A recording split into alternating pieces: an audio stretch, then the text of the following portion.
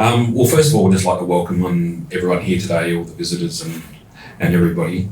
As a Ngarrindjeri and Baltic man, today we're meeting on Ngarrindjeri, so our lands and waters. And it's, such a beautiful place. And we're all here for a common interest, what's sharing in regards to what we want to achieve here. And it's about trying to get the best possible improvements and outcomes on how we collectively manage country. And so today's message from us is about them relationships, how we communicate and how we collaborate together. And how does Ngarrindjeri knowledge and interests and principles become incorporated into that planning? So, welcome. Yep, as Tim said, so what we're going to do is this morning, so we'll show you guys a video just to start everyone off, and it's basically just trying to set the scene in regards to Ngarrindjeri and our vision for country and Yarralurrui, which is our sea country, and then from there we'll go a bit deeper into what Tim said. Mm-hmm. So Candice and I are here today representing the Ngarrindjeri Aboriginal Corporation, which is a relatively new organisation, and the reason for that is it only was created with the determination of our native title claim. So, 2018? Yeah. So in December 2018, I think it was, that the Federal Court of Native Title Tribunal made the determination to recognise Ngarrindjeri rights and interests across country. So to understand what that means for us is it gives us the first opportunity where we're sitting underneath Commonwealth legislation and having a seat at the table and having our information, our knowledge and our interest incorporated in how we do business. The other thing it happened as well is there was changes within the state legislation around Aboriginal Heritage Act to recognise prescribed body corporates, which we are a part of. So as a new organisation, we've got a clear mandate in regards to where our interests lie. And in a broad sense, it's about land, water, culture and heritage. So these are the areas of interest that we need to intersect, have voice for, and speak on behalf of all Ngarrindjeri. Because what it means is any Ngarrindjeri person, past, present and future, is part of our claimant group. So we speak collectively on behalf of all of that. And any Ngarrindjeri can become a member of our organisation. So that just sort of, I suppose, gives you that sort of picture on who and why we exist. And there's been a lot of previous Ngarrindjeri organisations in the past who advocated and provided voice for Ngarrindjeri, but our position is unique because we're situated under specific legislations which give us specific rights and interests. That's probably the difference. Yep, so we'll just start this video and then we'll move on from there.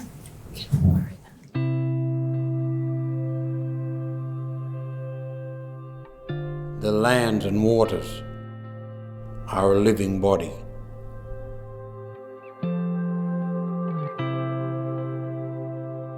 We, the Ngarrindjeri people, are a part of its existence.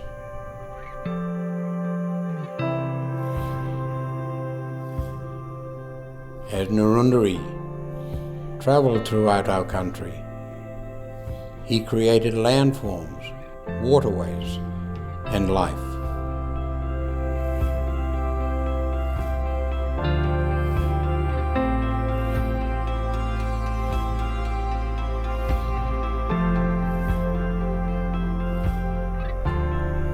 He gave to his people the stories,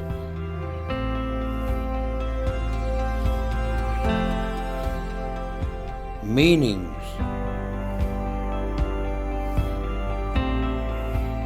and laws of our lands and waters. Our lands, our waters, our people,